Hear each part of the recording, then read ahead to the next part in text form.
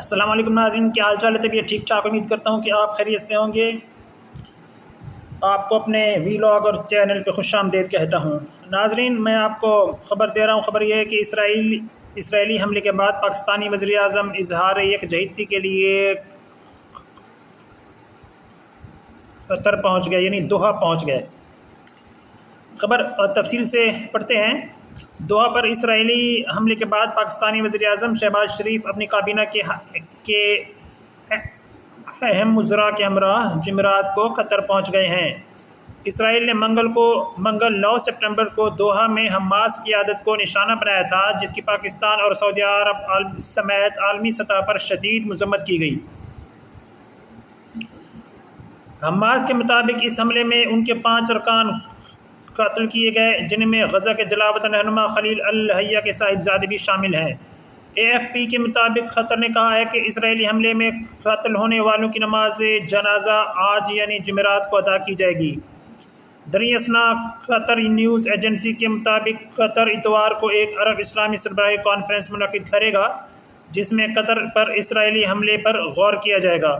پاکستانی وزیر اعظم شہباز شریف بھی اس میں شرکت کریں گے۔ وزیر اعظم کے دفتر سے جاری بیان کے مطابق شہباز شریف قطر پر اسرائیلی جارحیت کے تناظر میں شیخ تمیم بن حمد آل ثانی، قطری شاہی خاندان اور قطری عوام سے یکجہتی کے لیے یہ دورہ کر رہے ہیں۔ نائب وزیر اعظم و وزیر خارجہ محمد اسحاق ڈار، وزیر دفاع خواجہ محمد آصف اور وزیر اطلاعات عطاء اللہ تارڑ بھی وزیر اعظم کے ہمراہ ہیں۔ بیان میں کہا گیا کہ وزیر اعظم کی دوحہ میں قطری امیر سے شیخ تمیم بن حمد آل ثانی ملاقات ہوگی۔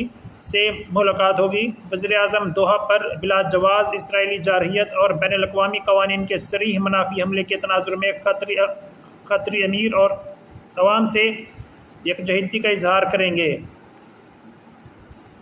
وزیر اعظم کے دفتر سے جاری بیان میں کہا گیا کہ قطر اور پاکستان کے مابین دیرینہ تاریخی برادرانہ تعلقات ہیں، جو مشترکہ عقیدے اور اقدار پر مبنی ہیں۔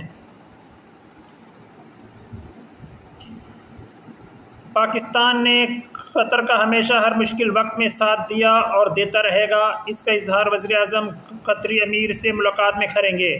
ملاقات میں اسرائیل کے خطے کے مختلف ممالک پر بلا جواز حملوں اور مسلسل جارحیت کے ساتھ ساتھ خطے میں امن کے قیام کے لیے مشاورت ہوگی۔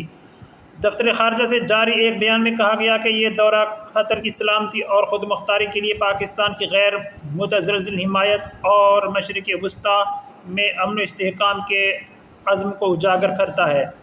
اس دورے سے قبل بدھ کو کابینہ اجلاس سے خطاب میں وزیر اعظم شہباز شریف نے کہا تھا کہ قطر میں اسرائیل نے جو سفاکانہ حملہ کیا، بربریت کی اور خود مختار ملک کے خلاف جو جارحیت کی، اس کی جتنی بھی مذمت کی جائے وہ کم ہے۔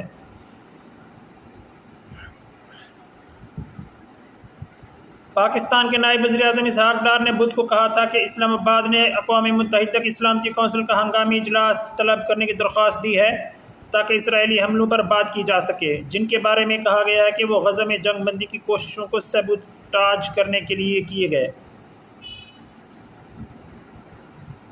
ایکس پر جاری بیان میں اسحاق ڈار نے کہا کہ پاکستان نے ان بلا جواز فضائی حملوں کی شدید مذمت کی ہے۔ پاکستانی نائب وزیر اعظم نے کہا کہ اسلام آباد نے جنیوا میں قائم اقوام متحدہ کی انسانی حقوق کونسل سے بھی اسلامی تعاون تنظیم OIC کی جانب سے اور خلیج تعاون کونسل کے اپنے شراکت داروں کے ساتھ مل کر اس معاملے پر ہنگامی بحث کے انعقاد کا مطالبہ کیا ہے تاکہ کونسل اسرائیل کو دوحہ پر اس کے بے خوف حملے کا جواب دہ ٹھہرا سکے۔ اسحاق ڈار نے کہا کہ پاکستان نے قطر کے اس فیصلے کا بھی خیر مقدم کیا ہے کہ وہ 15 ستمبر کو دوحہ میں غیر معمولی عرب اسلامی سربراہی اجلاس کی میزبانی کرے گا۔ انہوں نے کہا کہ پاکستان نے باضابطہ طور پر OIC سیکریٹریٹ کو یہ اطلاع دی کہ اسلام آباد اس اجلاس کی مشترکہ میزبانی اور انعقاد کے لیے تیار ہے تاکہ اسرائیل کی جارحیت کے خلاف ایک متحدہ عرب اسلامی رد عمل دیا جا سکے۔ دوحہ پر اسرائیلی حملہ ایک ایسے وقت میں ہوا ہے جب اسرائیل غزہ پر اپنی جارحیت جاری رکھے ہوئے ہے۔ اکتوبر 2023 سے جاری اسرائیلی جارحیت میں اب تک 64,000 سے زائد فلسطینیوں کو قتل کیا جا چکا ہے۔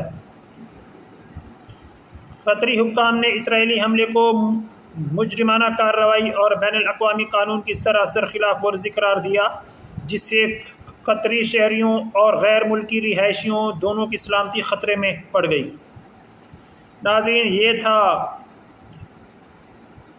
ویلاگ جو اسرائیل اور قطر کے مابین ہونے والی جھڑپ کے متعلق تھا، جس کی وجہ سے جو ہے وہ پاکستان کے وزیر اعظم جو ہیں میاں شہباز شریف وہ قطر پہنچ گئے تاکہ قطری حکام سے مل کر اظہار یکجہتی کر سکیں۔